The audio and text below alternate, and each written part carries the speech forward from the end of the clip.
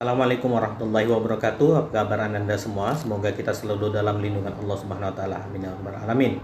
Di video ini Abi akan menjelaskan materi pelajaran kita selanjutnya tentang dinamika demokrasi di Indonesia. Ayo belajar.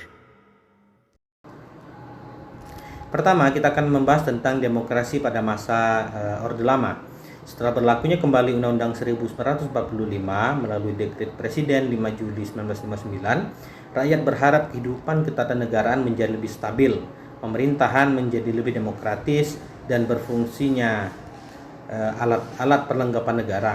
Namun semua itu ternyata hanya impian belaka karena ternyata pelaksanaan demokrasi terpimpin telah banyak menimbulkan penyimpangan terhadap Pancasila dan Undang-Undang Dasar 1945. Penyimpangan yang dimaksud adalah antara lain yang pertama, penyimpangan ideologi, penyimpangan pergeseran dari pelaksanaan demokrasi yang cenderung menjadi pemusatan kekuasaan kepada presiden, lalu mengangkat Insinyur Soekarno sebagai presiden seumur hidup sesuai TAP MPRS nomor 3 tahun 1963, lalu membuarkan DPR hasil pemilu 1955 oleh presiden dan menggantinya dengan DPR GR atau DPR gotong royong. Yang kelima, hak budget DPR yang tidak berfungsi. Dan yang keenam, perubahan kebijakan politik luar negeri Republik Indonesia yang bebas dan aktif menjadi poros Jakarta Peking.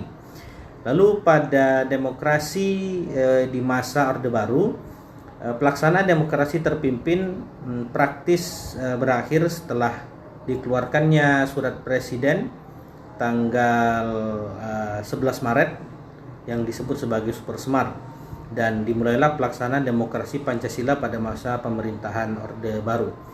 Orde Baru adalah suatu tatanan seluruh kehidupan rakyat, bangsa dan negara yang diletakkan kepada kemurnian Pancasila Undang-Undang Dasar 1945. Hal ini sejalan dengan tekad Orde Baru yang ingin melaksanakan Pancasila dan Undang-Undang Dasar 1945 secara murni dan konsekuen.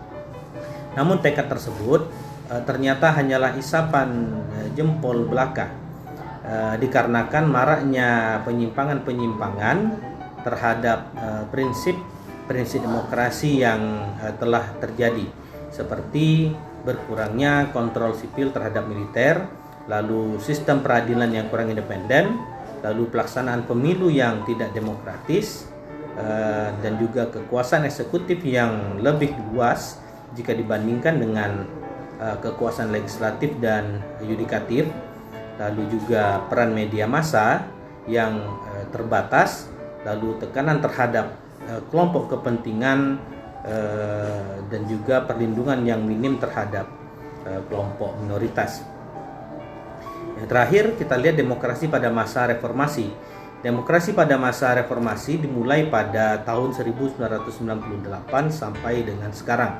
Demokrasi pada masa ini mulai ditandai dengan banyaknya pembaharuan di bidang politik, antara lain kemerdekaan pers tentunya, ya, lalu ada juga kemerdekaan pembentukan partai politik, terselenggaranya pemilu yang demokratis, dan juga pembebasan napi politik dan tahanan politik, lalu otonomi daerah, dan juga kebebasan berpolitik bagi seluruh rakyat Indonesia.